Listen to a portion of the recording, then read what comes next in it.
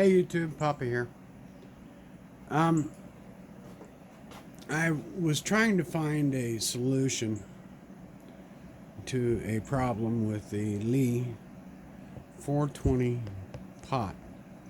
And the problem is this thing. It's worthless. It's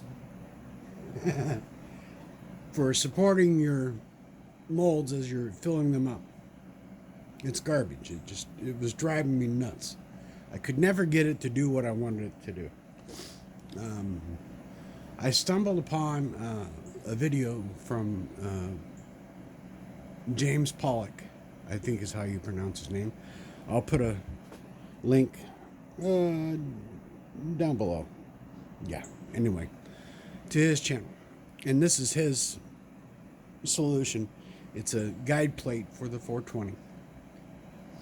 And he did a good video, and I said, you know what, that looks great. And then I saw Uncle Jim's video on his Utah guide plate. I like this one better, but I'll put I'll put a link to his video so you can see both and do whatever you want to do or however you want to do it. But this thing is great. My fabrication skills with metal suck. It doesn't look good, it's not perfect, but it works. So let me just say that up front. I bought a 6 by 6 by 1/8 inch plate off eBay. I think I paid $10 for the plate. And these are the dimensions. I'll try and see if you put it in there so you guys can try and read it. My handwriting also sucks. Alright, anyway. It's basically 5.5 inches across for the front, and it's 5 inches deep. These 3 holes are 1/4 inch, and they're slotted out like this.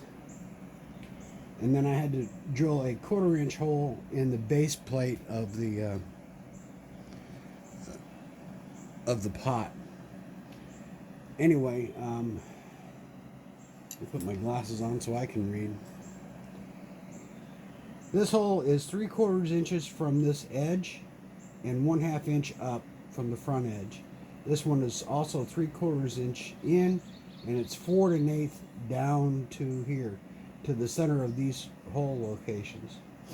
This one is 3/4 inches in and 1 7/8 from the front plate. This is the drain hole, the big hole for the drips to fall through. It's 3/4 of an inch from the edge of this guide, and it's 1 3/4 inches from the front plate to the center of this hole. And I made it a 7/8 inch hole.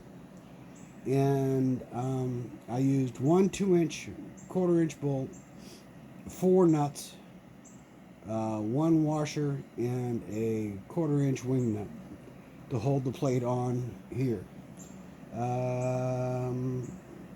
All the holes involved are 1/4 inch, and I cut this with a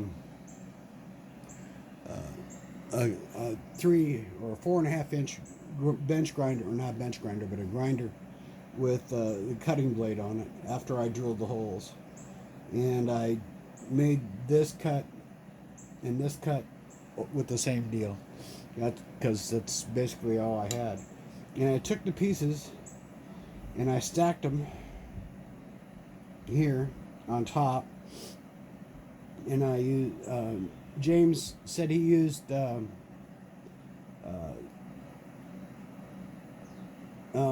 gray moment, sorry.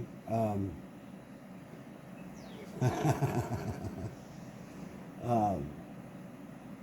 think of the name in a second.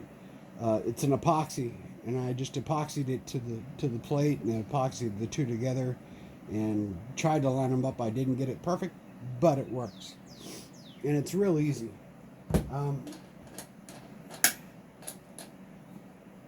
Let me see what you're seeing now. And we'll move the camera up so you can see what I'm doing and how it goes on. And I just slide this in.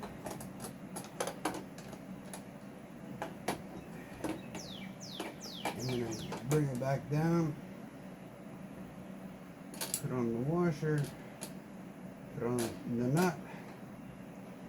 And the thing I like about this design that James had is that it works for both the 6-cavity and the NOE molds as well as the 2-cavity Lee molds. And the 2-cavity Lee molds aren't as wide nor are they as tall as the other molds. But to make up or to use the smaller molds, the 2-hole cavity, all you got to do is slide this over and tighten it down. And it still lines up the holes for your mold and the guide. Everything lines up perfect. It totally moves, I think he said, just a little bit, right at 1/4 of an inch. And then once it's in place, just tighten that down a little bit and it's rock solid. It's not going anywhere.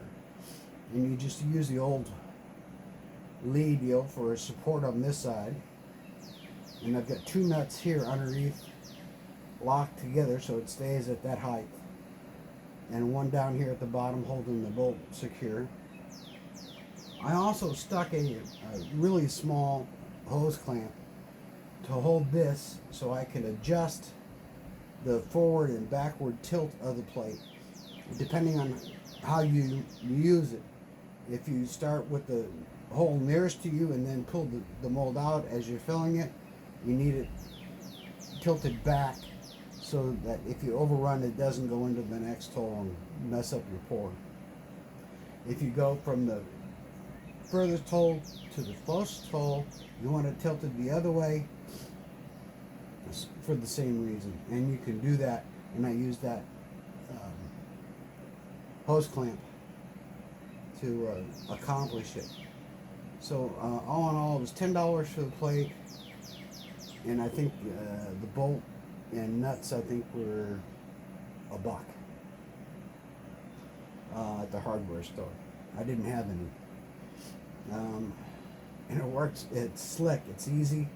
I thought about sanding and polishing it up, but the molds just slide just perfect on it, and it's a lot cheaper than I think NOE sells one, but I mean you're looking at $40 I think was the total cost to buy the thing, and I just can't justify $40 for it.